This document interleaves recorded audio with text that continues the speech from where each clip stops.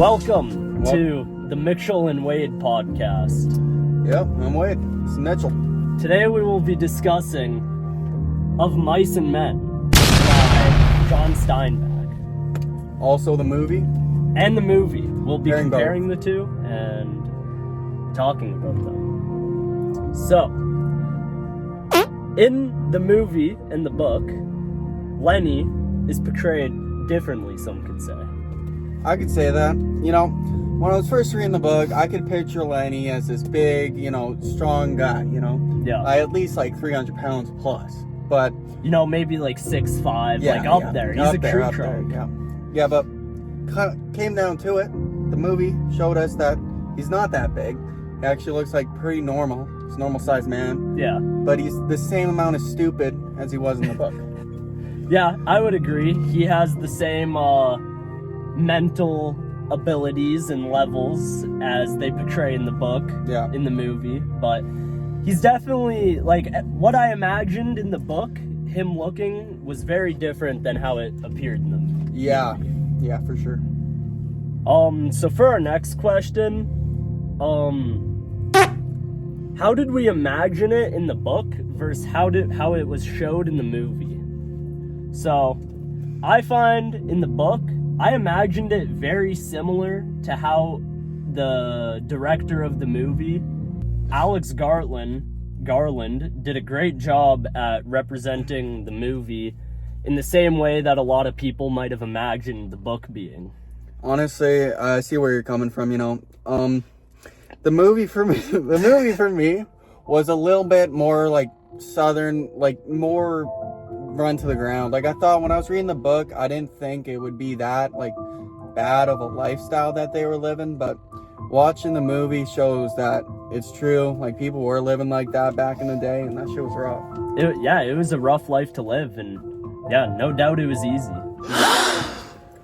So, for our next question, we're gonna talk about some of our quotes that we have pulled out of the book. Yeah, these are good quotes. So, for my first quote, it's gonna come on page 26. Got my book. Let me just find it here.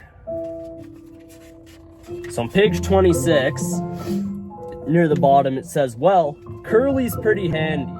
And I find that that's a pretty funny quote because it foreshadows over to the next page where they explain he's a handy guy with his glove full of Vaseline that he uses with his wife.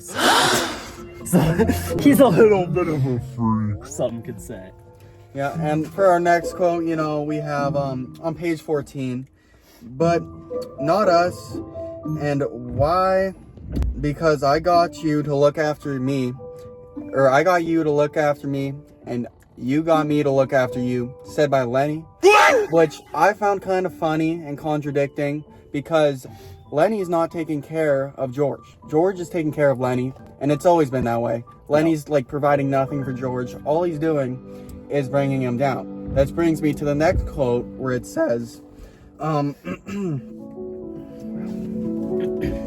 "You crazy son of a bitch. You keep me in hot water." Referring to Lenny keeping him into a space where he might get caught by the police. Like, the people are looking for him, such as when Lenny touched that girl's dress, Yep. people are looking for him. He doesn't have a good rep on himself. No, he doesn't. And him being the way he is, having his Mental disabilities definitely isn't helping him at all in the way. He can't explain himself in these situations. He can't, he can't back up for himself. He can't, he needs someone to help him.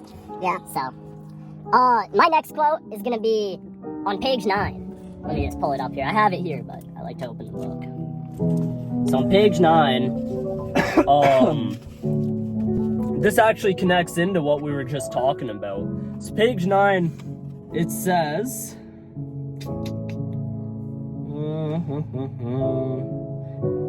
oh, I was looking on the wrong page. "I wasn't doing nothing bad with it, George. Just stroking."